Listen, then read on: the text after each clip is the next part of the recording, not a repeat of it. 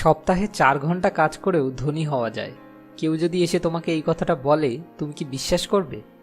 Team Ferris তার বই the 4 our work উইকে এই কথাটাই বলেছেন। এই বইতে তিনি শুধু এটাই বলেননি যে এরকম কেন হওয়া সম্ভব, তার সাথে সাথে তিনি এটাও বলেছেন এরকম কি করে সম্ভব। তো প্রথমে দেখা যাক এরকম কেন সম্ভব, তারপর আমি আমার নিজের ইউটিউব জার্নির সঙ্গে রিলেট করে বলবো এরকম কি করে সম্ভব। তো ফার্স্টে কেন সম্ভব? এটা সম্ভব কারণ এটা কোনো কাল্পনিক জিনিস নয়।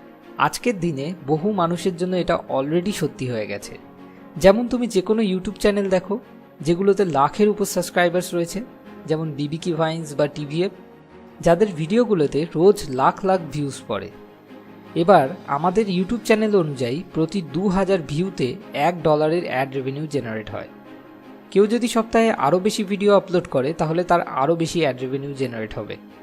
তাহলে যদি কোনো চ্যানেলে রোজ 1 লাখ ভিউজও পড়ে তাহলে সেই চ্যানেলে রোজ $50 অ্যাড রেভিনিউ জেনারেট হয়, মানে মাসে 50 × 30 $1,500, যেটা আমাদের ইন্ডিয়ান কারেন্সিতে হয় 1 লাখ রুপিস, মানে মাসিক আয় 1 লাখ টাকা।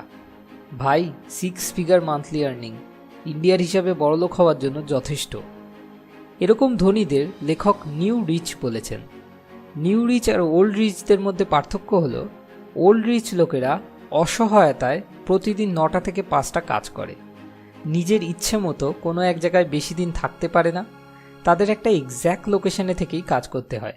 যেখানে নিউ রিচ লোকেরা যেদিন খুশি নিজের ইচ্ছে মতো 9টা থেকে 5টা কাজকে স্কেপ করতে পারে। তারা পৃথিবীর যেখানে ইচ্ছা যতদিন ইচ্ছা নিজের খুশিতে থাকতে পারে এবং সেখানে থেকে নিজের কাজও করতে পারে। আর সবথেকে বড় ব্যাপার, এটা তাদের মাসিক ইনকামেও কোনো ক্ষতি করে না। তুমি যে কোনো সাকসেসফুল এন্টারপ্রেনিউরকে দেখো, তারা সবাই নিউ রিচ ক্যাটাগরিতে বিলং করে। এখন এটা সম্পূর্ণ তোমার নিজস্ব ব্যাপার, তুমি কোন ধরনের লাইফস্টাইল পছন্দ করবে, নিউ রিচ নাকি ওল্ড রিচ।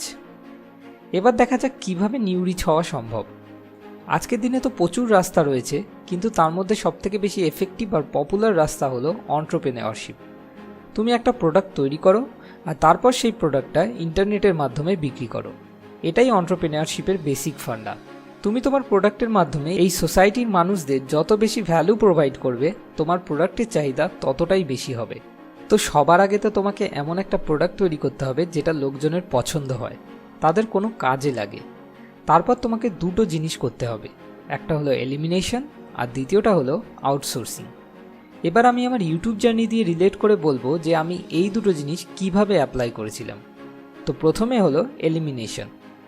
একটা 80-20 প্রিন্সিপাল আছে, যেখানে বলা হয়েছে সবসময় 80% রেজাল্ট আসে 20% কজেস থেকে। চ্যানেলের শুরুতে আমি ফেসবুক, টুইটার এইসব জায়গায় আমার চ্যানেলের লিঙ্ক শেয়ার করার জন্য অনেকটা টাইম নষ্ট করতাম। তারপর আমি যখন 80-20 প্রিন্সিপালটার ব্যাপারে পড়লাম, আমি দেখলাম যে আমার চ্যানেলে ওই 20% কাজ কোনগুলো যার জন্য আমার 80% রেজাল্ট আসছে। আমি উত্তর পেলাম ওই 20% কাজ হলো আমার ভিডিওর কন্টেন্ট। যখনই আমি এটা বুঝলাম, আমি ভিডিওর কন্টেন্টের প্রতি বেশি নজর দিতে শুরু করলাম আর ওই লিঙ্ক শেয়ারিং ওইসব জিনিসগুলোকে এলিমিনেট করে দিলাম। তো এইভাবে আমি ফার্স্ট স্টেপ এলিমিনেশন কমপ্লিট করে ফেলি। এবার দ্বিতীয় স্টেপ হলো আউটসোর্সিং। আমরা সপ্তাহে যে 3টে করে ভিডিও আপলোড করি তার জন্য আমাদের টোটাল অন অ্যান অ্যাভারেজ 12 ঘন্টা কাজ করতে হয়। এবার এই কাজে 3টে পার্ট রয়েছে, 1 স্ক্রিপ্টিং, 2 রেকর্ডিং আর 3 অ্যানিমেটিং। এবার আমি দেখলাম যে এর মধ্যে কোন কোন কাজগুলোকে আমি আউটসোর্স করতে পারি, মানে যে কাজগুলো আমি ছাড়া অন্য যে কোনো কেউ সহজেই করতে পারবে।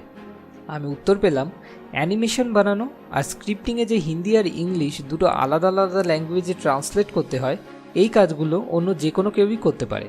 তো আমি এই কাজগুলোকে আউটসোর্স করে দিলাম। এখন আউটসোর্সিং করার সময় এটা খেয়াল রাখা খুব দরকার যে সেটা যেন সঠিক লোকের সঙ্গে করা হয়। তো আমি সঠিক লোক খুঁজতে শুরু করলাম।